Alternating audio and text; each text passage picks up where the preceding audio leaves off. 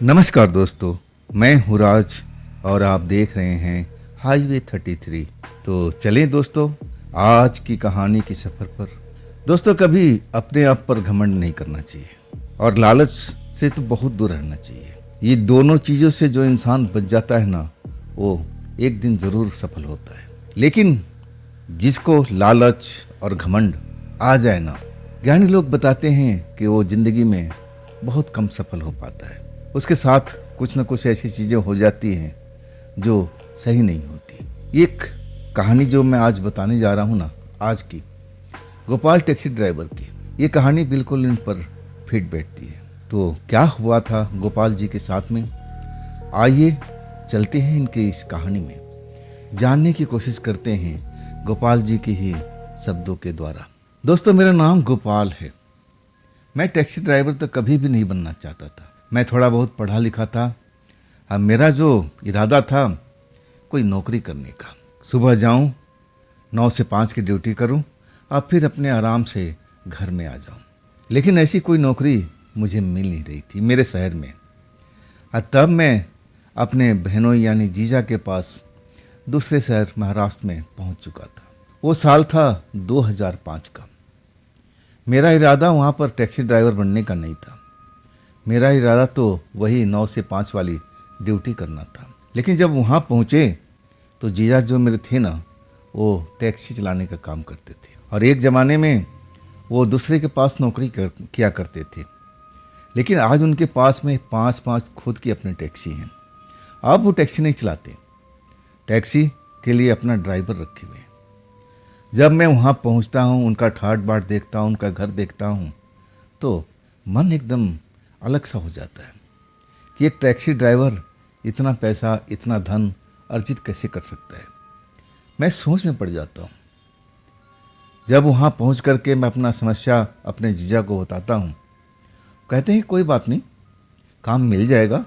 जो तुम काम ढूंढ रहे हो ना, बहुत जल्दी मिल जाएगा, थोड़ा इंतज़ार कर लो। और वही मैं इंतज़ार करने लगता हूँ। जब हर दिन मैं पूछता हूँ कि जीजा जी कोई बात बनी, तो हंस कर कहते थे कि अरे ज़रूर बनेगी, आज नहीं तो कल बन जाएगी। लेकिन मैं पूरा 15 दिन वहाँ पर अपने बहनों के घर में रहा, लेकिन कोई जॉब मुझे मिली नहीं।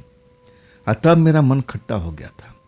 मुझे लगा कि इस शहर में इनके यहाँ आकर के मैंने गलती कर दी। मेरा टाइम यहाँ जाया हो रहा है, मुझे कहीं और निकलना चाहिए। तब मैं अपना इरादा उनको बताता हूँ। तब वो हंस के कहते हैं अरे छोड़ो ना नौकरी 9 से 5 की, तुम ड्राइवर क्यों नहीं बन जाते हो।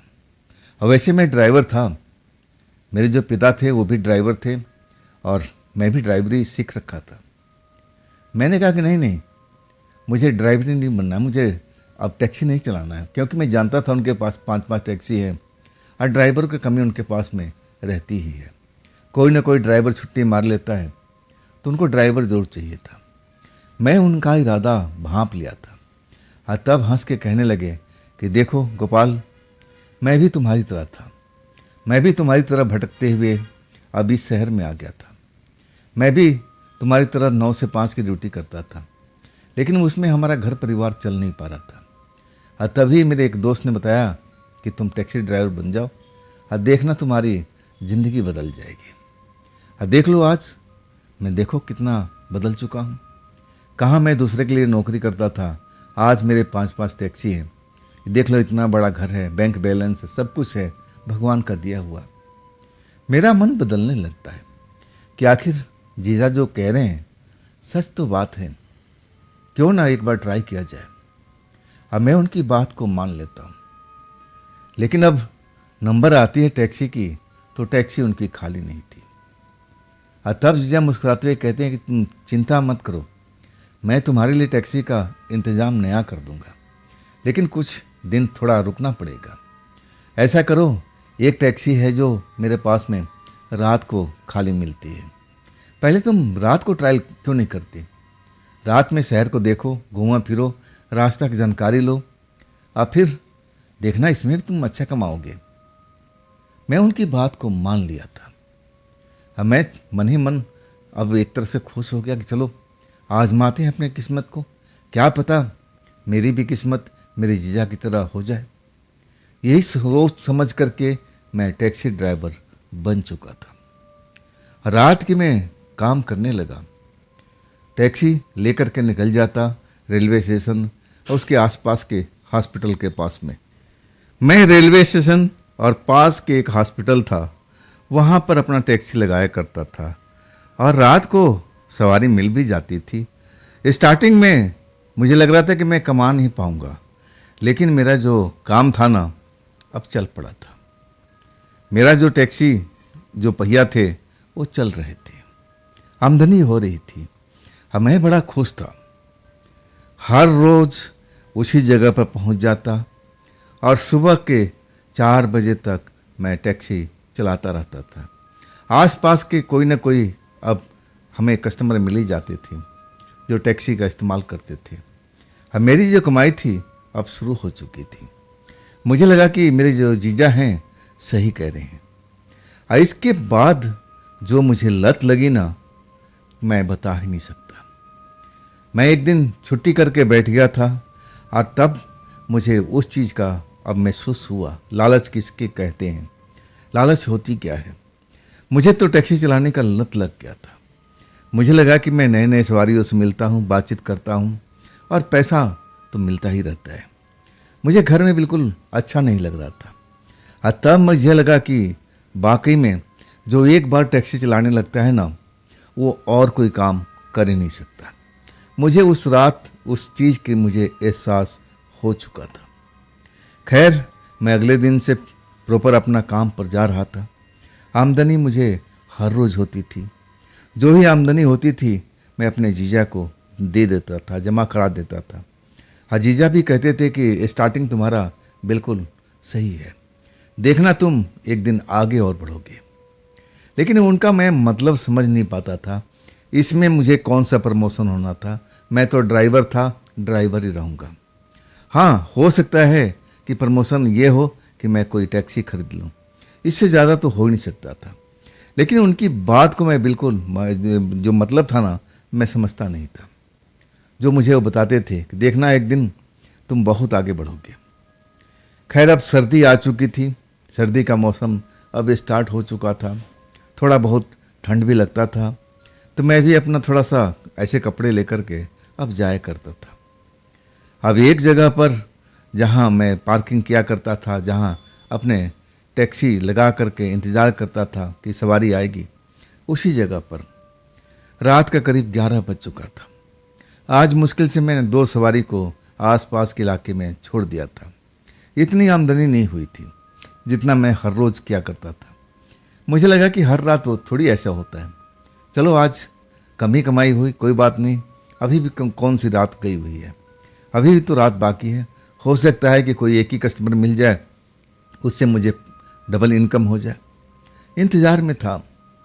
तभी दरवाजे पर जैसे कोई दस्तक दे रहा था। वह क्योंकि हल्की हल्की ठंड लग रही थी, तो मैं दरवाज़ा शीशे वगैरह बंद करके अपना स्टीयरिंग संभाले बैठा हुआ था।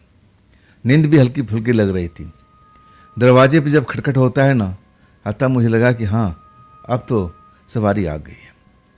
मैं अपना शीशा नीचे करता हूँ और देखता हूँ तो एक कंबल ओढ़े हुए एक लड़की जो अपना चेहरा छुपाए हुए थी।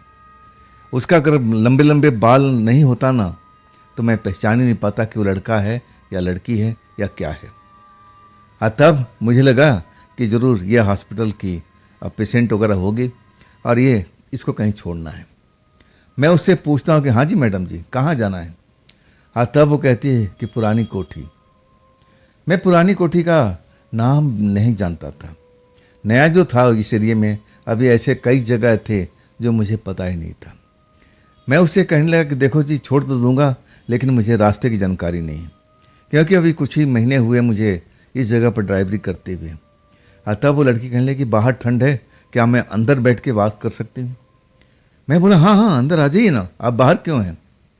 तब वो अंदर आती है और अपना कंबल ओढ़े रहती है। मैं उसको अच्छी तरह से देख नहीं पाता हूँ। मुझे लगा कि हॉस्पिटल की पेशेंट होगी, अब क्या हो सकता है। ऐसा मुझे उसमें इंटरेस्ट था भी नहीं। जिस हिसाब से कंबल अपने आप के पूरा बदन को ढक रखी थी ना, इंटरेस्ट मुझे कुछ लगा ही नहीं, कोई ख़ास नहीं है। मैं उससे बातचीत कर रहा था। वो पिछली सीट पर बैठ गई थी और कहने लगी, तुम पुराना कोठी जानते नहीं हो? मैंने बोला कि नहीं मैडम, मुझे जानकारी नहीं है। अभी तो मैं कुछ ही दिन पहले अपने शहर से इस शहर में आया हूँ। धीरे धीरे जानकारी हो जाएगी। आपको तो रास्ता पता ही होगा ना। और तब मुस्कुराते हुए कहने लगी कि हाँ, मुझे तो हर जगह का पता है। तो चलो, मैं तुम्हें रास्ता बताती चलूँगी। मैं अब आइडिया तो था नहीं कि उस जगह पर जहाँ इसको जाना है कितना किराया होना चाहिए। मैं थोड़ा उलझन में पड़ा हुआ था कि मैं क्या उसको किराया बताऊं, कहीं बाद में चल के झंझट ना हो जाए। मैं सोच विचार में लगा हुआ था और तभी वो कहने लगी, तुम चिंता मत करो, मैं तुम्हें किराया अब सही से दूंगी। तुम इस बात का टेंशन मत लो। जाना भी है और आना भी है। मैं दोनों साइड का तुम्हें डबल पैसा दूंगी। और मुझे क्या चाहिए था। मैं भी खुश हो गया कि चलो अब हमारी ऐसी सवारी मिल गई और जिससे मेरा काम अब बढ़िया से निकल जाएगा। मैं भी खुश हो गया था। मैं टैक्सी स्टार्ट करके चल पड़ा। पीछे से वो मुझे रास्ता बताती रहती थी, सीधा चलो, सीधा चलते रहो, अब आगे मुड़ जाओ। इस तरह करते करते मैं उसमें बात में ज़रा भी इंटरेस्ट नहीं ले रहा था। जैसे वो कंबल ओढ़ रखी थी, अब मुझे अच्छा भी नहीं लग रहा था। मैं उसका बदन और चेहरा सही ढंग से देख भी नहीं पाया था कि कैसी है वो। मुझे लगा कि हॉस्पिटल से निकली हुई है, कोई पेशेंट होगी और उसका घर पुराने और कोठी के आसपास में कहीं होगा। कोठी लायक तो मुझे वो लगती नहीं थी, जिस हिसाब से कंबल को लपेटे हुई थी। आखिरकार 1 घंटा के सफ़र के बाद हम एक जगह पर पहुंच जाते हैं। वो शहर से बाहर का इलाका, हर तरफ अंधेरा ही अंधेरा अब दिखाई पड़ रहा था। मैं इस जगह पर पहली बार आया था। अब मैं थोड़ा हिचक रहा था कि कहाँ, ना जाने कहाँ लेके जा रही है। अब तो शहर से हमारी टैक्सी बाहर आ गई है। और तब मैं उससे पूछता हूँ कि मैडम जी, ये कोठी है कहाँ पुराना? और तब कहने लगी कि अरे हम आ गए ना, बस इस साइड में तुम मोड़ लो, बस थोड़ी दूर चल करके हमारी कोठी जगह आ जाएगी।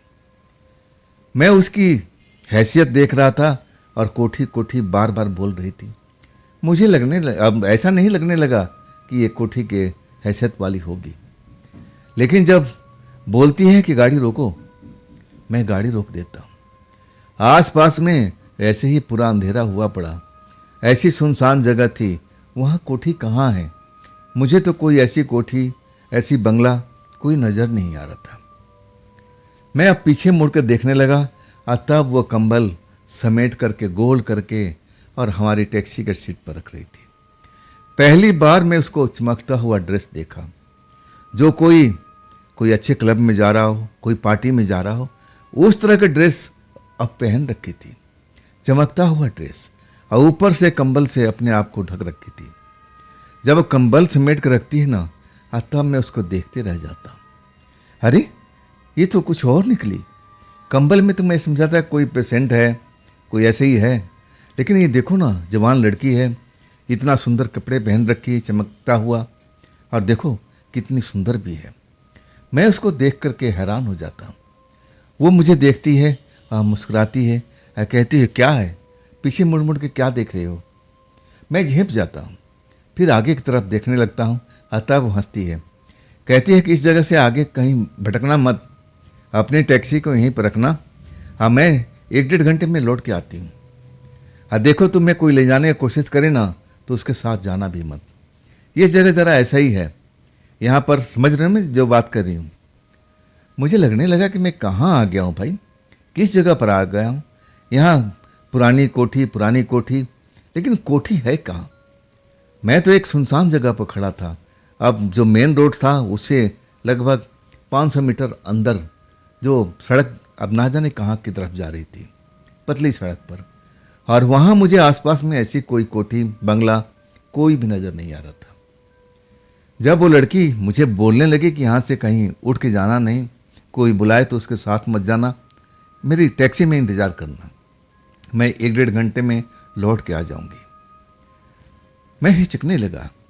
मुझे लगा कि ये कहीं कंबल छोड़ के जा रही है, इसके बाद मेरा पैसा देगी कि नहीं देगी क्या मालूम। मैंने ऐसे किस्से बहुत सुने हुए थे। मन हिचक रहा था, शायद वो मेरे मन की बात को भांप गई थी। अब फिर मुस्कुराते हुए कहने लगी, अरे डरो मत, मैं तुमसे बोली हूँ ना, तो मैं आऊँगी ज़रूर। हाँ, थोड़ा टाइम ज़्यादा लग सकता है, लेकिन तुम इसकी चिंता मत करो। तुम्हें अब डर है ना कि मैं तुम्हें किराया दूंगी कि नहीं दूंगी। ये लो। फिर अपना पर्स खोलती है, उसमें से करारे करारे अब कुछ नोट मुझे पकड़ा देती है। मैं उस नोट को देखता हूँ और यकीन कर लेता हूँ कि भाई ये तो बहुत ज़्यादा ही है। जो किराया होना चाहिए अब तो उससे ज़्यादा ही लग रहा है मेरे आइडिया में। और वो लड़की मेरे हाथ में नोट पकड़ा करके और फिर बोलती है, अब तो विश्वास हो गया, मेरा इंतज़ार करना, मैं यहीं पर आके मिलूँगी। और देखो तुम यहाँ से कहीं भटकना मत। जाते जाते ये भी बोल के गई, मैं लौट के आऊँगी और फिर मुझे उसी जगह पर छोड़ देना जहाँ से मैं बैठी थी। वाकई में अब पैसा मेरे पास में आ चुका था। अब मैंने तो इतना सोचा भी नहीं था कि इतना पैसा अपने आप वो दे के चली जाएगी। चलो ये तो अच्छा है, बहुत बढ़िया है। ऐसे सवारी एक आध और मिल जाए तो फिर तो मज़ा ही आ जाए। मैं मन ही मन सब सोचते हुए कि चलो अब तो पैसा आ गया है, अब तो मुझे इंतज़ार करना ही पड़ेगा। अब मैं तो इसको छोड़ के जा नहीं सकता। 1-1.5 घंटे में बोली है, चलो ज़्यादा से ज़्यादा थोड़ा और लेट हो जाएगा, मुझे क्या करना है, और रात हो ही चुकी है। चलो अपने टैक्सी में आराम करते हैं, जब आ जाएगी तो खुद ही दरवाज़ा खटखटाएगी, तब मैं दरवाज़ा खोल दूंगा, बैठा लूँगा और वापसी चल पड़ूंगा। यही सोच करके मैं अपनी टैक्सी में आराम करने का सोचता हूँ। और वाकई में मेरे आँखों में ऐसा लग रहा था कि मुझे अब सोना चाहिए। पलकें भारी भारी होने लगी थी और कुछ ही देर में मैं नींद में आ जाता हूँ। मैं गहरी नींद में चला जाता हूँ अपनी टैक्सी में। अचानक जैसे कोई दरवाजे को खटखटाता है, मेरी नींद टूट जाती है। आज जो मैं देखता हूँ ना, तो मैं देखते रह जाता हूँ। मैं देख रहा हूँ कि जिस जगह पर मेरी टैक्सी खड़ी है ना, अब वहाँ पर कुछ लोग आते जाते हुए दिखाई दे रहे हैं और सामने में एक बंगला सा दिख रहा था, वहाँ पर भी रोशनी मुझे नज़र आ रही है। मैं जब देखता हूँ ना, मुझे तो लगा कि मैं कोई स्वप्न देख रहा हूँ। अरे मैं कुछ देर पहले ही तो सोया था, तब तक ये एरिया बिल्कुल शांत था, ऐसा कुछ नहीं था। लड़की जब से गई तब से मैं सो ही रहा हूँ। अभी यहाँ लोग भी आते जाते दिखाई दे रहे हैं और सामने में एक बंगला सा भी नज़र आ रहा है, उसकी लाइटिंग मुझे नज़र आ रही है। मैं अब जाग जाता हूँ। खटखट हुई थी, समझ में नहीं आता कि आखिर खटखट किसने किया था। मुझे अंदाज़ा नहीं है कि कब मेरी टैक्सी के अंदर में कोई आ करके बैठ गया है। जब मुझे इस चीज़ का पता लगता है कि अरे मैंने तो गेट खोला नहीं, तो ये अंदर सवारी कैसे आके बैठ गई। मैं जब देखता हूँ ना, जैसी लड़की गई थी और उससे सुंदर लड़की आ करके मेरी टैक्सी में बैठ चुकी है, मेरी तरफ देख रही है। अब मैं उसको काफ़ी देर के बाद देखा। मुझे तो बाहर का नज़ारा देखने से फुर्सत मिले तब ना। मुझे लग रहा था कि यहाँ कोई क्लब वगैरह है, कोई बार वगैरह तो नहीं है। मुझे पहली बार में ऐसा लगा था। जिस हिसाब से लोग आ रहे थे, जा रहे थे, अच्छे अच्छे कपड़े पहन करके, तो मुझे ऐसा ही लगा कि रात में चहल पहल कि मतलब कोई अब यहाँ पर क्लब होगा, कुछ ऐसा होगा, तभी तो लोग आ रहे हैं। लेकिन जब मैं अपने टैक्सी के पीछे पिछली सीट पर देखता हूँ तो मैं देखते रह जाता हूँ। जब उस लड़की को मैं देखता हूँ, लड़की मुस्कुरा देती है या कहती है, ड्राइवर मुझे मेरे घर तक छोड़ दो। मैं उनसे बोलता हूँ कि मैडम जी, मेरे पास में सवारी है, मैं सवारी को छोड़कर कैसे जा सकता हूँ, आपको कोई दूसरा साधन लेना पड़ेगा। तब वो अपने बटुआ खोलती है और उसमें से करारे करारे बहुत सारा नोट मेरे हाथों में पकड़ा देती है। मैं उस नोट को देखता हूँ, नोट बहुत ज़्यादा है। मुझे यकीन नहीं होता है कि इतना नोट मेरे पास में अब दे रही है। और तभी मैं मना करता हूँ कि नहीं मैडम, मेरे पास में ऑलरेडी सवारी है, सवारी गई हुई है और वो आती ही होगी, मैं उनको छोड़ करके थोड़ी आपको लेके जा सकता हूँ। तब वो मुस्कुराते हुए कहने लगी, और पैसे चाहिए। अपने बटुए में से और पैसा निकालती है और मेरे हाथों में पकड़ा देती है। मैं उसको मना करने लगता हूँ, लेकिन वो मानती नहीं। कहती है, मेरा घर ज़्यादा दूरी पर नहीं है, तुम आराम से मुझे अब छोड़ करके आ सकते हो, अपनी सवारी को ले जा सकते हो, इतना तो कर ही सकते हो। मुश्किल से 10 मिनट का रास्ता है, आप आराम से ये काम कर सकते हो। आप देखो यहाँ पर आपके अलावा और कोई साधन मुझे दिख नहीं रहा है। अब मुझे घर पर पहुँचना है मेरी तबीयत कुछ ठीक नहीं लग रही है। जब तबीयत की बात आती है ना, मुझे लगा कि चलो इस लड़की का मदद कर ही देते हैं। मुझे लगा कि ज़रूर यहाँ पर कुछ बार वगैरह है, कोई यहाँ पर ऐसा ही कुछ है, और ये शायद लड़की उसी में से अब आ रही है, क्लब हाउस से निकल के आ रही है, और मुझे इसकी मदद कर देना चाहिए। पैसे के लालच मुझे आ चुका था और उसको मैं अब लेके चल पड़ता हूँ। मैं कहता हूँ कि आप मुझे रास्ता बताते रहिएगा। लड़की कहती हाँ हाँ, आप सीधे चलते रहिए, जहाँ मुड़ना होगा मैं आपको बता दूँगी। अब इसके बाद मैं जो ड्राइव करता हूँ ना, समय का अंदाज़ा ही नहीं लगता है कि मैं कितनी देर से अपनी कार को चला रहा हूँ, टैक्सी को चला रहा हूँ। आखिरकार लड़की कहती है कि हाँ हाँ, अब हम आ गए, आप बाएं साइड में मुड़ लीजिए, थोड़ी ही दूर पर मेरा घर है। मैं ऐसा ही करता हूँ। एकांत में एक घर बना हुआ है और वहाँ पर लड़की अब उतरती है, लेकिन जैसे अपने पैरों पर सही ढंग से खड़ा नहीं हो पा रही है, जैसे लग रहा है कि ड्रिंक किए हुए हो। मैं जल्दी से उतरता हूँ और उस लड़की को अपने हाथों से संभालता हूँ कि मैडम जी, अगर तबीयत सही नहीं है तो चलिए, मैं आपको घर तक छोड़ देता हूँ। वो मुस्कुराती है, कहती कि नहीं नहीं, फिर आपको लेट हो जाएगा ना, आपकी सवारी इंतज़ार करेगी ना। मैं कहने लगा कि बस 2 मिनट तो लगेगा, चलिए अंदर तक पहुँचा देता हूँ और फिर मैं निकल जाऊँगा। लड़की मान गई। उसके चेहरे पर मैं मुस्कुराहट देख रहा था। अब मुझे अंदाज़ा नहीं था कि मैं किस जाल में फंसने जा रहा हूँ। दरवाज़ा वो खोलती है, जैसे लग रहा है कि वो पूरा इतना सा बड़ा घर में अकेले रहती हूँ। लेकिन मैं जानता था कि बड़े बड़े लोग का बड़े बड़े अब बात है, अब मैं क्या बड़ी बड़ी बातें को पीछा करूँ, मुझे अब इन चक्रों में पड़ना नहीं है। और मैं अब उस लड़की को पहुँचाने की कोशिश करता हूँ। दरवाज़ा खुल चुका है। अपने बेडरूम में अब मैं उसको लेके जाता हूँ, अब पलंग पर लेटा देता हूँ। तब वो कहने लगती है कि मुझे चक्कर आ रहा है, मुझे चक्कर आ रहा है, अब मेरा थोड़ा सर दबा दो, सर एकदम भारी भारी लग रहा है, जैसे चक्कर आ रहा है। मुझे लगा कि ड्रिंक का ज़्यादा कर लिया है। कई बार मैं भी ऐसा किया था, मुझे भी ऐसा चक्कर आ गया था, और मैं अब उस टाइम में सोना ही सही समझता था। मैं उनको समझाता हूँ कि मैडम आप आराम से सो जाइए, आप देख लेना थोड़ी देर में सही हो जाएगा। लेकिन कहती है कि नहीं नहीं, थोड़ा मेरे सर को दबा दो, आप डरो मत, आप डरो मत, इतना तो मदद कर ही दो। ना जाने मुझे क्या होता है, मैं उसकी बात को मान लेता हूँ, जबकि मुझे ऐसा करना नहीं चाहिए था। मैं दूसरी गलती करने जा रहा था। दूसरी गलती, एक तो गलती मैं उसको लेके आया था जो मुझे लेके नहीं आना चाहिए था। उस लड़की, पहली वाली लड़की ने मुझे मना किया था, लेकिन मैं उसकी बात को अनसुनी कर दिया। पैसे का लालच मुझे आ चुका था। दूसरी गलती, मैं उसको घर के अंदर छोड़ने गया था और वो लड़की की अब कहना मान रहा था। मैं उसके सर को मालिश करने लगा, दबाने लगा, और वो लड़की कह रही कि बहुत ही अब आनंद आ रहा है, मुझे लग रहा है कि अब चक्कर मेरा कम हो रहा है, ऐसा करते रहो। आखिरकार मैं कैसे मदहोश हो जाता हूँ, कैसे उस लड़की के बिस्तर पर पहुँच जाता हूँ और उसके साथ हम बिस्तर हो जाता हूँ, मुझे पता ही नहीं चलता है। जब मेरी आँख खुलती है ना, तो मैं देखता हूँ कि मैं उस लड़की के साथ में उसी के बिस्तर पर लेटा हुआ हूँ। मैं डर जाता हूँ कि ये मैंने क्या किया। लेकिन लड़की कहती है कि आप डरो मत, आप डरो मत, आपने मेरे साथ में ऐसा कुछ नहीं किया है, मैंने ही किया है, आपकी कोई गलती नहीं है, लेकिन मैं इसकी भरपाई कर दूंगी, आप टेंशन मत लो। अपनी बटुआ से मुझे और करारे करारे नोट निकालती है और मेरे हाथों में पकड़ा देती है। कहती है कि अभी समय ज़्यादा नहीं हुआ है, आप जा सकते हो, अपनी सवारी को आप लेके आ सकते हो। सही कहूँ ना कि मुझे उस वक्त भी अंदाज़ा नहीं लगा था कि मैं किस घर में आया हूँ और ये लड़की वास्तव में है कौन।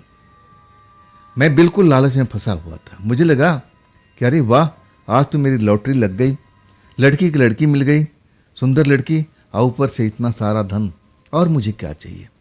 मैं तो अपने आप को बड़ा खुश नसीब समझ रहा था। लड़की का मतलब हल हो चुका था। लड़की मुझे अब कह रही थी कि जाइए, आपकी सवारी कहीं इंतज़ार ना कर रही हो। जल्दी से मैं अपने कार में बैठता हूँ, टैक्सी स्टार्ट करता हूँ, और फिर उस जगह पर 10-15 मिनट के अंदर मैं पहुँच जाता हूँ। लेकिन अभी भी वहाँ पर मेरी सवारी नहीं थी। मुझे लगा कि अभी तो वक्त ज़्यादा नहीं हुआ है। अभी मुझे आराम कर लेना चाहिए। मैं खुश था कि चलो इतनी ही देर में मुझे इतनी सारी आमदनी हो गई, लड़की भी मुझे मिल गई और ऊपर से इतना सारा पैसा मिल गया, और क्या चाहिए। अब वहाँ पर मैं देख रहा हूँ कि पूरा माहौल जो है ना, जो चहल पहल था वो बिल्कुल शांत हो चुका था।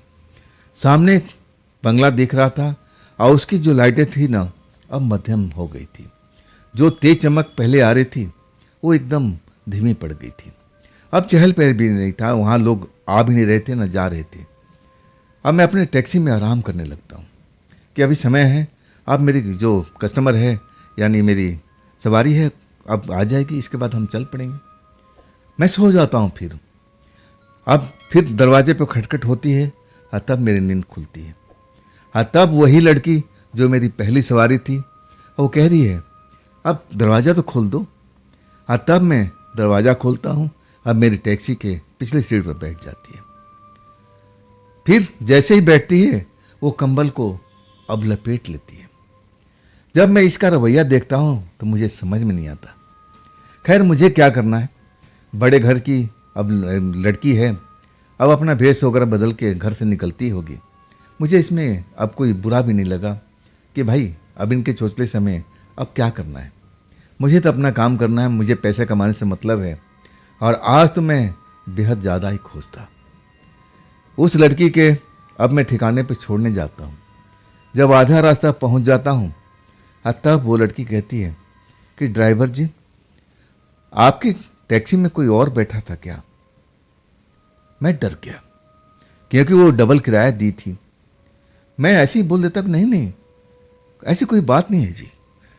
तब कहने लगी मुझे कुछ ऐसा महसूस हो रहा है, खुशबू कुछ मुझ महसूस हो रहा है। तब मैं कहा कि नहीं जी, मैं उस जगह से जहाँ टैक्सी लगाया था मैं तो सारी अब जब तक आप नहीं आए मैं वहीं पर था। कुछ नहीं बोली वो। मैं उसके जहाँ पर मैं बिठाया था उसी जगह पर ले जा कर के टैक्सी खड़ा कर देता हूँ और उससे कहता हूँ कि आप यहाँ से पैदल घर जाएंगे? तब कहने लगी हाँ, मैं ऐसे ही जाती हूँ, ऐसे ही आती हूँ। अब देखो, अब पूरा हफ्ते में एक बार मैं निकलती हूँ। आज जानते हो कौन सा दिन है? मैं याद करते बोला आज ही शनिवार है। तब कहने लगे कि शनिवार के दिन इसी जगह पर आ जाना, फिर हम उसी जगह पर चलेंगे और जितना तुम्हें पैसा दिया है उससे मैं ज़्यादा दूंगी, आओगे ना? मैं बड़ा खुश था और कहने लगा कि जी जी मैं बिल्कुल आऊँगा। लड़की खुश हो जाती है, अपने बटुए से और पैसे मुझे निकाल करके दे देती है। मुझे और क्या चाहिए। इसके बाद लड़की जिधर से आई थी उधर कंबल ओढ़े निकल जाती है। वाकई में वो रात मेरे लिए बड़ा ही अब अजीब थी, खुशी थी, क्योंकि मैं ऐसा सोचा भी नहीं था कि इतना धन मेरे पास में इतना जल्दी आ जाएगा, इतना पैसा मैं कमा लूँगा। हाँ, साथ में उस लड़की का सुख भी मुझे मिला था। मैं तो बड़ा आनंदित था। अब इसके बाद मेरे पास में कोई सवारी मिलती नहीं, मैं घर अपना लौट जाता हूँ। सारा पैसे मैं अपने बहनोई को, जीजा को दे देता हूँ। इतने सारे पैसे देख करके आश्चर्य से मेरी तरफ देखने लगते हैं। सुबह में मेरा नाम लेकर पुकारते हैं, गोपाल गोपाल जरा इधर इधर आना। मैं जाता हूँ उनके पास में। क्या बात है जीजा जी? पैसे दिखाते हैं। अरे इतना सारा एक रात में कैसे कमाई होगी? कोई गलत गलत काम तो नहीं किया हो गोपाल? मैंने बोला नहीं जीजा, मैं कोई गलत काम नहीं किया है। मैं तो रोज की तरह जैसे सवारी ढोता हूँ और वैसे ही मैं सवारी ढोया। हाँ, मुझे कुछ विशेष सवारी मिली थी। जब विशेष सवारी का नाम लेता हूँ ना तो मेरा जीजा चौंक जाते हैं, कहते हैं कि कौन थी विशेष सवारी। अब मैं वो सब चीज़ें तो नहीं बताता हूँ कि जो उस रात में हुआ था। मैं बताता हूँ कि हाँ, वो सवारी जो थी ना मुझ पर अब एक तरह से खुश थी और उन्होंने इनाम के तौर में इतना पैसा दिया। जीजा विश्वास नहीं कर रहे थे, मैं देख रहा था। उनके चेहरा अब ऐसे लग रहा था कि मेरी बातों से संतुष्ट नहीं है, लेकिन कुछ नहीं बोले थे। मैं वहाँ से चलता ही बना। मैं उनसे उलझना नहीं चाहता था क्योंकि वो बड़ा ही जिज्ञासु व्यक्ति थे। अब एक बात पर अड़ जाते ना तो उसको खोद खोद करके पूछना शुरू कर देते थे। इस चीज़ से मैं थोड़ा दूर रहना चाहता था। उस दिन तो मैं बच गया। आखिरकार मुझे लगा कि शायद वो संतुष्ट नहीं होंगे, लेकिन जो भी मैंने बताया शायद वो मान गए होंगे। अब रोज़ की तरह अब ऐसे ही मैं जाता था उस जगह पर, जो सवारी मिलती थी मैं छोड़ता था। लेकिन उस रात वाली पैसा मुझे नहीं मिलता था, ना ऐसी कोई सवारी मुझे मिली। सब ऐसे ही था, नॉर्मल था, जैसे हर रोज़ चलता था। मुझे शनिवार का इंतज़ार था कि शनिवार कब आएगा, कब आएगा, और कब वो लड़की आएगी, मेरी गाड़ी में बैठेगी, और कब मुझे इतना सारा धन मिलेगा। मैं तो बड़ा बेचैन था। आखिरकार शनिवार की रात आती है। हाँ, मैं तो बड़ा खुश था उस दिन। समय पर अपना टैक्सी उसी जगह पर लगा देता हूँ, इंतज़ार करने लगता हूँ, और उसके बाद में वही होता है। वो लड़की सेम वैसे ही, आज कंबल नहीं कोई चादर सी ओढ़ रखी थी, जो मैला कुचला था। अब मैं जान गया कि अपने घर से छुप छुप करके ये आती होगी, ताकि घर वालों को पता ना चले। आखिरकार इतना बड़ा जो क्लब हाउस है उसमें जाती होगी। अब वहाँ पर क्या होता है मुझे अच्छी तरह से मालूम है। वहाँ डांस वगैरह, जुआ वगैरह ऐसे कुछ होता होगा जो मैंने सुन रखा था। कभी जाने का मुझे मौका तो मिला नहीं था, और भगवान इस चीज़ से मुझे बचाए रखे। इसके बाद मैं उसको आदर से बिठाता हूँ, और फिर अपनी चादर समेट करके मेरी टैक्सी में रख देती है। कहती है कि अब तो रास्ता पता होगा ना। मैं कहने लगा हाँ, अब तो थोड़ा बहुत मुझे जानकारी हो चुकी है, मैं आराम से आपको वहाँ पहुँचा दूँगा। मैं उस घंटा भर का सफ़र को तय करता हूँ और उस जगह पर जाता हूँ। लेकिन वो जो मुझे रात को दिखाई दे रहा था बंगला, वो मुझे दिखाई नहीं देता है। मैं आश्चर्य से उधर उधर देखने लगता हूँ, और तब वो लड़की कहती है क्या हो गया, क्या देख रहे हो। मैं कहने लगे उस रात को मुझे वहाँ पर चहल पहल भी नज़र आ रही थी, और बंगला में रोशनी भी हो रही थी, आज अंधेरा क्यों है। तब वो कहने लगे अभी वक्त नहीं हुआ ना, जब वक्त होगा तब सब कुछ अपने आप चलने लगेगा। लेकिन ध्यान रखना, तुम किसी के बहकाव में मत आना, इस जगह से तुम बिल्कुल मत जाना। अगर तुम्हें कोई लालच भी देना तो उसकी लालच में मत फंसना। मैं हाँ सर हिलाता हूँ, और उसके बाद वो लड़की उतर जाती है, और फिर मुझे पैसा एडवांस में दे के जाती है कि मैं 1-1.5 घंटे के बाद मैं लौट के आऊँगी। हो सकता है कुछ ज़्यादा ही लग जाए, तुम इसी जगह पर मेरा इंतज़ार करना, इधर उधर मत जाना। चली जाती है। अभी तक उस जगह पर मुझे अंधेरा ही दिख रहा था। अंधेरे में लड़की गुम हो जाती है। मैं उसको जाता हुआ देखता हूँ। जब वो नज़र नहीं आती है तो मैं अपने टैक्सी में आराम करने लगता हूँ। मुझे नींद आ जाती है, थका हुआ था तो नींद जल्दी आ जाती है।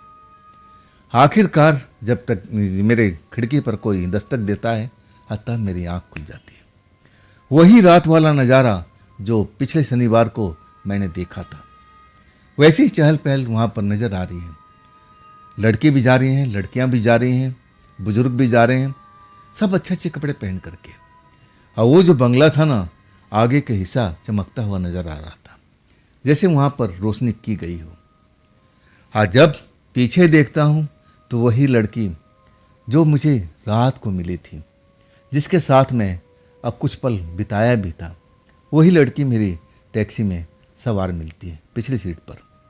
मैं उसको देखता हूँ तो हैरान हो जाता हूँ, आप कब मेरी टैक्सी में के अंदर आके बैठ गई। हाँ, तब वो मुस्कुराती है, कहती है कि बस अभी अभी आई, मैं यहाँ का काम ख़त्म हो गया तो क्या मुझे घर तक छोड़ दोगी। मैं उस रात को सब कुछ देखा था, समझा था ये लड़की के दिल में क्या चल रहा है। लेकिन ये लड़की जो भी है पैसे वाली घर की है। लेकिन मैं डर रहा था कि कहीं मेरी पहली सवारी आ गई और फिर उसने मना किया है और फिर क्या होगा। मैं उसके आगे हाथ जोड़ता हूँ कि देखिए मैडम, आज आप कोई दूसरी सवारी कर लीजिए, मेरी मैडम ना जाने कब आ जाएगी, अब फिर मैं इस जगह पर नहीं रहूँगा तो वो नाराज़ हो जाएगी। मेरी अब बंधी बधाई ग्राहक है तो मेरा तो काम खराब हो जाएगा ना। लड़की मुझे लालच देने लगती है और कहती है तुम पैसे की फिक्र मत करो और ले लो, पैसे मुझे देती रहती है। अब मैं उसे मना करता हूँ कि नहीं मैडम, ये ठीक नहीं है, मेरी मैडम इंतज़ार करने लगी, मुझे ये पसंद नहीं है, आप कोई दूसरी सवारी देख लीजिए। हाँ, तब कहने लगी कि देखो बाहर निकल के देखो, तुम्हारी अब टैक्सी के अलावा यहाँ कोई सवारी दिख रही है। वाकई में उस जगह पर ना जाने कैसे लोग आ रहे थे, जा रहे थे, मुझे तो कुछ समझ में नहीं आ रहा था। हाँ, सब नए नए कपड़े पहन करके और उस क्लब हाउस में उसको मान रहा था कि शायद वो क्लब हाउस था। जो वो पुरानी कोठी थी, मैं उसको क्लब ही समझ रहा था कि रात में लोग अब क्यों जाते होंगे। मुझे तो लगा कि ये क्लब हाउस ही है। और लड़की को मैं समझाने लगा, लेकिन वो मानी नहीं और कहने लगी कि और पैसे ले लो, कितना देर लगेगा, पिछली बार भी तो गए थे, मैंने कोई टाइम तुमसे ज़्यादा लिया। अब मुझे लगा कि अब लालच तो आई गई है, चलो लड़की का सुख भी मिल जाएगा। अब मैं उसके कहना मान लेता हूँ। मैं अपनी टैक्सी में अब स्टार्ट करके चल देता हूँ और उसके बताए हुए जगह पर मैं पहुँच जाता हूँ, उसी घर में। लड़की कहती कि आओ, मैं ज़्यादा समय तुम्हारा लूँगी नहीं, मुझे पता है कि तुम्हारी मैडम इंतज़ार कर रही होगी, आ जाओ जल्दी से। मैं लालच में फंसा हुआ, पैसे की लालच और ऊपर से स्त्री सुख का लालच। अब मैं उसके कमरे में पहुंच जाता हूँ, सब कुछ होता है। अब फिर मुझे पैसा देती है, कहती है कि आप चले जाओ, आपकी मैडम अब आ गई होगी। मैं जल्दी जल्दी अपनी टैक्सी ड्राइव करके वहाँ पहुँचता हूँ तो सब कुछ, अब वो जो चहल पहल थी ना, वो ख़त्म हो चुकी थी। लोग बाग अब ना आते हुए दिखाई दे रहे थे, ना जाते हुए दिखाई दे रहे थे। और वो जो कोठी था ना, अब बिल्कुल धुंधला सा अब पड़ चुका था, जैसे वहाँ पर अब चहल पहल ख़त्म हो गई हो। मैं मैडम जी का इंतज़ार करने लगा। आधा घंटा हुआ, पौन घंटा हुआ, 1 घंटा हुआ, मैडम जी का आता पता नहीं था। मैं डर रहा था कि कहीं मैडम जल्दी लौट के तो नहीं आ गई, मेरी टैक्सी नहीं देखी होगी, अब फिर कोई अलग कोई टैक्सी आई होगी और चली गई होगी। मेरा मन नहीं मान रहा था कि नहीं, मैडम शायद अभी उसी कोठी के अंदर में है, पुरानी कोठी के अंदर में है। मेरी नज़र में तो वो क्लब हाउस ही था। मैं इंतज़ार करने लगता हूँ और आधा घंटा, पौन घंटा बीत जाता है, 1 घंटा बीत जाता है। और तब मुझे लगा कि अरे रात ज़्यादा हो गई है, मुझे चल के पता करना चाहिए। और तब तक जो कोठी की लाइट थी ना, और मध्यम हो चुका था। मैं टैक्सी से बाहर उतरता हूँ और इसके बाद उस कोठी की तरफ चलने लगता हूँ। एक भी लोग मुझे आते जाते हुए नज़र नहीं आते। जब कोठी के पास पहुँचता हूँ ना, तो देखता हूँ कि बहुत बड़ा एरिया में कोठी बना हुआ है, लेकिन अब वो बिल्कुल अंधेरे में डूबा हुआ है। कुछ हिस्सा है जो है वहाँ पर रोशनी है, अब बाकी हिस्सा तो जैसे अंधेरे में अब दिखाई नहीं दे रहा है। मैं बड़ा सा गेट के पास पहुँच जाता हूँ। वहाँ पर ना तो कोई चौकीदार है, ना कोई अब देख रेख करने वाला है। मैं वहाँ पर खड़ा होकर के इंतज़ार करने लगता हूँ कि आखिर मैडम जी इसी रास्ते से गई होगी। इंतज़ार करता हूँ, 5-10 मिनट बीत जाता है। मुझे लगा कि क्यों ना मैं अंदर जाके देखूँ, मैडम आज अंदर में बैठी होंगी। अब शायद मुझे ऐसा ही अनुमान लगा। बड़े से गेट को मैं धीरे से खोलना की कोशिश करता हूँ और जैसे ही खोलता हूँ, दरवाज़ा खुल जाता है। मैं थोड़ा डरता ज़रूर हूँ कि अरे यहाँ चौकीदार नहीं है, यहाँ तो चौकीदार होना चाहिए, कहीं मैं अंदर फंस ना जाऊँ, कोई मुझे चोर ना समझ ले, इसलिए मैं डर रहा था। मैं काफ़ी देर तक दरवाजे के पार उस तरफ में खड़ा होकर के इंतज़ार करने लगा कि कोई चौकीदार होगा तो ज़रूर आएगा, लेकिन वहाँ चौकीदार मुझे नज़र नहीं आता है।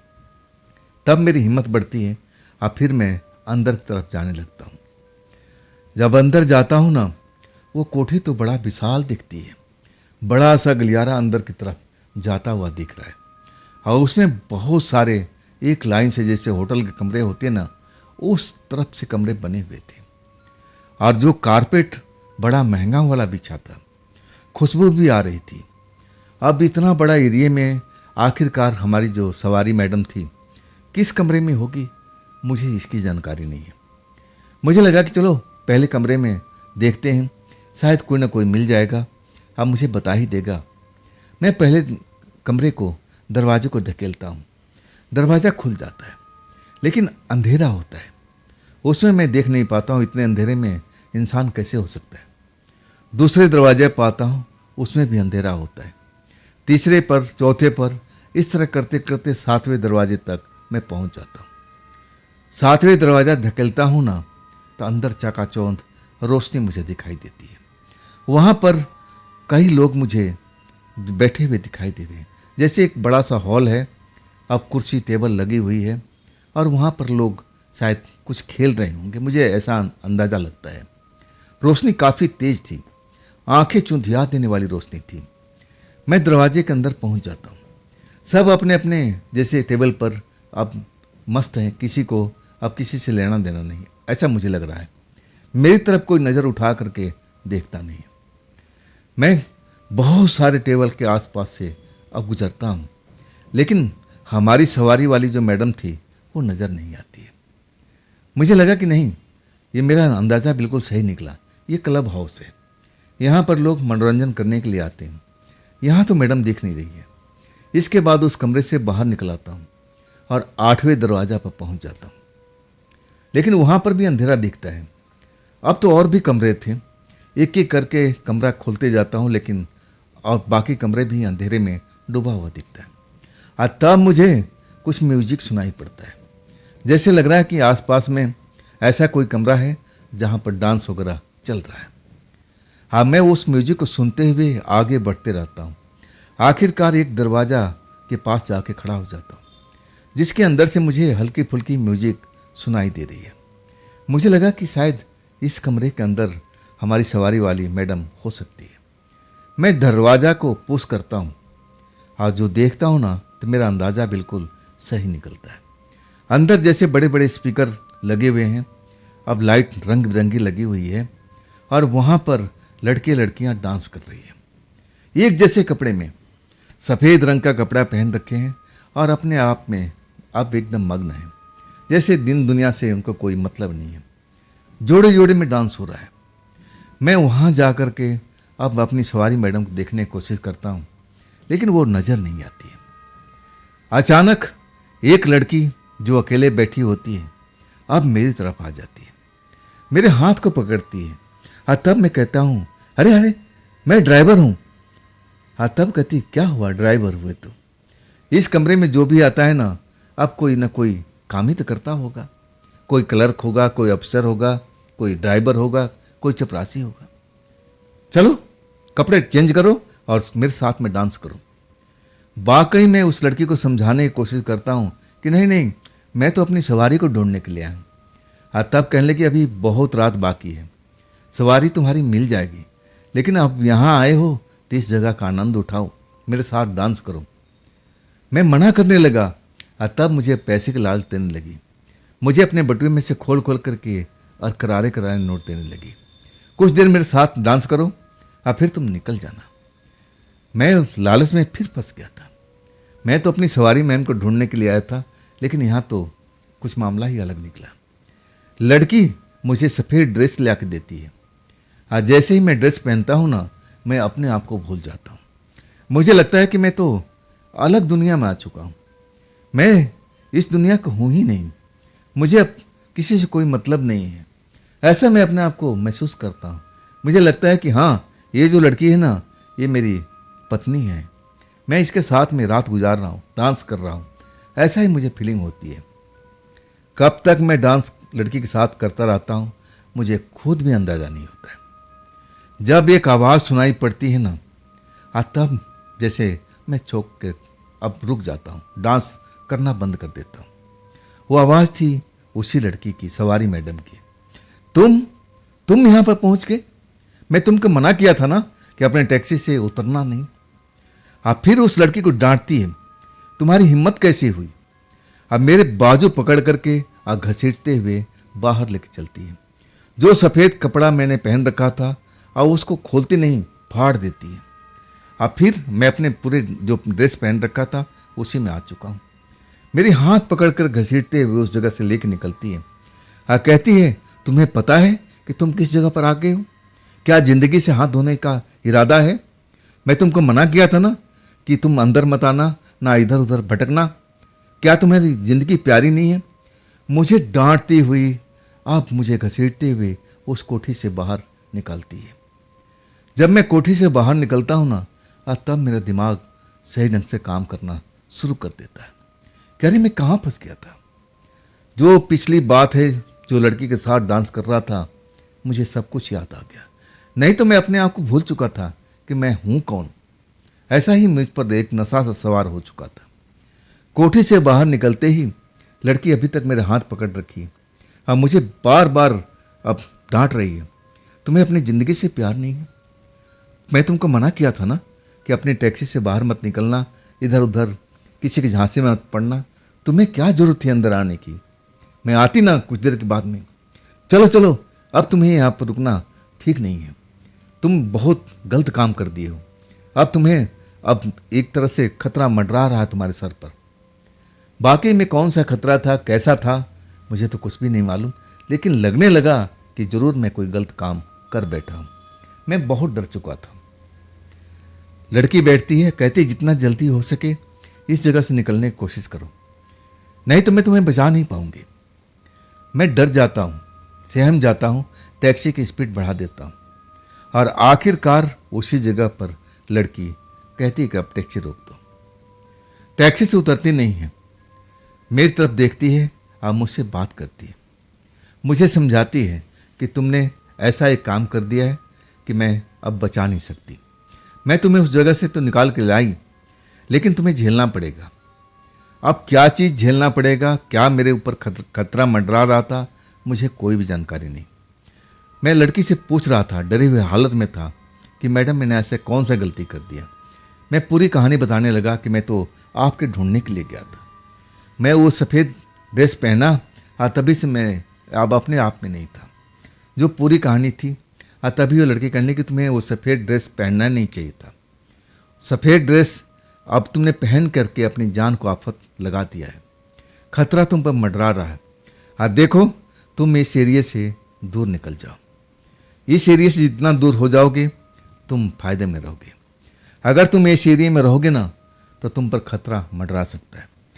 जो लड़की है जो तुम्हारे साथ डांस कर रही है, अब वो मैडम, सवारी मैडम, अपनी पोल और उस जगह का पोल खोलना शुरू कर देती है।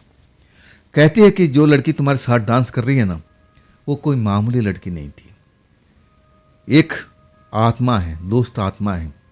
और वो जो पूरा माहौल देख रहे थे ना, आत्माओं से भरा हुआ है। सारी आत्माएं शनिवार की रात में उस जगह पर इकट्ठा होती है अपनी मनोरंजन करने के लिए। मैं भी एक आत्मा हूँ, अपने आप को भी बताती है। हाँ, मैं तभी तुम्हें समझा रही थी कि तुम अपनी टैक्सी के अंदर ही रहना, तुम बाहर मत निकलना, लेकिन तुमने गलती कर दिया है। जितना जल्दी हो सके इस एरिया को छोड़ करके अब दूसरे एरिया में पहुंच जाओ। हाँ, कोशिश करो कि रात के टाइम अपने घर से कभी बाहर मत निकलो कुछ दिनों तक। तुम्हें लगे कि हाँ अब ठीक है, लेकिन फिर भी तुम इस एरिया में बिल्कुल मत आना। रहा, मैं तुम्हारी मदद जरूर करूँगी, मैं तुम्हारी मदद जरूर करूँगी और ये बहुत सारा पैसा तुम ले जाओ। अपने बटुआ खाली कर देती है, करारे करारे मेरे नोट मेरे सीट पर अब दे देती है, रख देती है। ये सारा पैसा तुम्हारा है और बीच बीच में तुम जहाँ भी रहोगे मैं तुमसे मिलने के लिए आऊँगी। तुम चिंता मत करो, जो कुछ होगा मैं संभालने की कोशिश करूँगी, लेकिन तुमने बहुत बड़ी गलती की है। तुमने मेरी बात को नहीं माना। वाकई में वो डराने वाला पल था। मैं अभी तक तो समझ रहा था कि मामूली बात होगा, लेकिन जब लड़की बताती है कि तुम्हारी जान का खतरा है, वो जो दुष्ट आत्मा है अब तुम्हारी खून को पीना चाहती है। जब ये मैं समझता हूँ ना अपने आप को, तो बेहद डर जाता हूँ। लड़की से मैं मदद मांगता हूँ कि आप मेरी मदद कीजिए, मुझे तो अब इस जगह से दूर भगाइए, आप ये सब कर सकती हैं। हाँ, तब लड़की कहती है कि नहीं, मैं तुम्हारी इस जगह पर कोई मदद नहीं कर सकती। तुम अपने बलबूते पर इस जगह से अब चले जाओ। मैं तुम्हें शहर में पहुंचाने का जरूर प्रबंध कर सकती हूँ जहाँ तुम रहते हो। उससे आगे का पावर मुझ में अभी नहीं है। लड़की की बात समझता हूँ, अब बेहद मैं खौफ में हो जाता हूँ। अब मैं अपने घर पहुँच जाता हूँ। सुबह मैं अपने घर पहुँच जाता हूँ। मेरे परिवार के जो भी है, अब बहनों सब कुछ अभी सोए हुए हैं। मैं अपने कमरे में जाता हूँ, आराम से सो जाता हूँ। डर लगता है। मैं उस लड़की को बात को समझता हूँ और तब मुझे लगता है कि हाँ, मैंने बहुत बड़ी गलती कर दी है। मुझे उस कमरे के अंदर में और उस कोठी के अंदर तो बिल्कुल जाना नहीं चाहिए था। अब तो मुझे पूरी जानकारी लड़की ने दे दिया है कि वहाँ पर जितने लोग तुम्हें दिखाई दिए थे आते हुए जाते हुए, सब प्रेत आत्माएं थी। कुछ भली भी थी और कुछ बुरी भी थी। शनिवार की रात में उस कोठी में ये आत्माएं इकट्ठी होती थी अब अपना मनोरंजन करने के लिए। जो जिसको पसंद था और वो खेल में रम जाता था। सिर्फ शनिवार की रात में वो क्लब हाउस अब चलता था। मैं सोचता रह गया। आखिरकार सुबह हो चुकी थी और मेरे बहनोई जाग गए थे। मैं उनके पास जाता हूँ, अब पूरी कहानी बताता हूँ, सारा पैसा उनके सामने रख देता हूँ। बहनोई अब मेरी तरफ देख रहे हैं और कहने लगे कि देखो, मुझे शक तो हो गया था जब तुम मुझे पहली बार बहुत सारा पैसा दिए थे ना, तभी मुझे शक हो गया था कि तुम कोई खेल खेल रहे हो। हाँ, मैं तुम्हें समझाना चाहता था लेकिन तुम मेरी इशारा समझ नहीं पाए। हाँ, देखो तुम ऐसा नौबत कर दिए ना कि तुम्हें इस जगह को छोड़कर जाना पड़ेगा। अब जितना जल्दी हो सके अब इस जगह को खाली करके अब निकल जाओ, दूर अपने गांव चले जाओ और लौट के कभी मत आना। हो सके तो अच्छे तांत्रिक से मिलना, अपना इलाज कराना। आखिरकार मैं अपने बहनोई की बात मानता हूँ और उस घर से विदा हो जाता हूँ। ट्रेन पकड़ता हूँ और अपने गांव की तरफ चला जाता हूँ। घर पहुँच करके अपने माता पिता को पूरी कहानी बताता हूँ। माता पिता मेरे डर जाते हैं और कहते हैं कि चिंता मत कर, हम इसका उपाय जरूर करेंगे। आखिरकार मुझे मंदिर में ले जाया गया और वहाँ पर बजरंग बली के जो पुजारी हैं मेरा झाड़ फूक किया। कहने लगे तू चिंता मत कर, वो उस जगह से बहुत दूर आ चुका है। लेकिन हाँ, वो भी बता रहे थे कि जो दुष्ट आत्माएं हैं ना, बहुत दूर तक पीछा करती है। लेकिन चिंता मत कर, मैं तेरे लिए बहुत कुछ करूँगा। आखिरकार एक रक्षा कवच बना के देते हैं और कहते हैं यह रक्षा कवच अपने गले में डाल कर रखा कर, तेरा वो कुछ नहीं बिगाड़ पाएगी। आखिरकार उसी रक्षा कवच के चलते अब मैं सुरक्षित रहा हूँ। पूरा 2 साल तक मैं अपने गांव से बाहर नहीं निकलता हूँ। आज जब मैं फिर पुजारी के पास में जाता हूँ, आखिर कब तक अपने गांव में बेकार बैठा रहूँगा। पुजारी जी से पूछता हूँ क्या मैं अब आसपास के शहर में जा सकता हूँ। तब पुजारी जी कहते हैं कि हाँ, आप जा सकते हो, अब डर की ज़रूरत नहीं है। इसके बाद से फिर मैं टैक्सी चलाने लगता हूँ, लेकिन मैं रात में नहीं चलाता हूँ, दिन में चलाता हूँ। सुबह निकलता हूँ और फिर शाम ढलने से पहले अपने घर लौट जाता हूँ। मेरी शादी हुई, मैं अपनी पत्नी को बताता हूँ कैसे ऐसे किस्सा मेरे साथ में हुआ। पत्नी मेरी विश्वास नहीं करती है, कहती कि मजाक कर रहे हो। हाँ, मैं अब उसको कुछ बताता नहीं। जब उसको विश्वास ही नहीं करना है तो आगे बता के फ़ायदा क्या है। लेकिन उसके बाद से वो जो टैक्सी की मेरी सवारी थी कभी मुझसे नहीं मिली। और ना वो दोस्त आत्मा जो उस रात मुझे सफ़ेद ड्रेस पहनाई थी और मेरे साथ डांस किया था, ना वो जो लड़की मुझे बहुत सारा पैसा दे करके अपने घर में ले गई थी, कि कोई भी मुझसे नहीं मिलता है। हाँ, अब मैं बिल्कुल सुरक्षित हूँ, अपने परिवार में हूँ। तो दोस्तों, ये थी आज की कहानी गोपाल जी की भेजी हुई। ये कहानी आपको कैसी लगी कमेंट में ज़रूर बताइएगा। हाँ दोस्तों, अगर आपके पास भी ऐसी कोई घटना है, कोई कहानी है, अपना कोई अनुभव है, तो आप मुझे इंस्टाग्राम, मेरे व्हाट्सएप नंबर, मेरी मेल आईडी पर आप मुझे शेयर कर सकते हैं। दोस्तों, ये भी चैनल आप ही का है, तो इसको भी अपना प्यार दीजिए ना, लाइक कीजिए, सब्सक्राइब कीजिए और अपने दोस्तों को शेयर तो जरूर कीजिएगा। अब फिर हम मिलते हैं ना इसी चैनल पर, इसी टाइम पर, कल की रात। आप लोग अपना ख्याल रखिएगा। नमस्कार।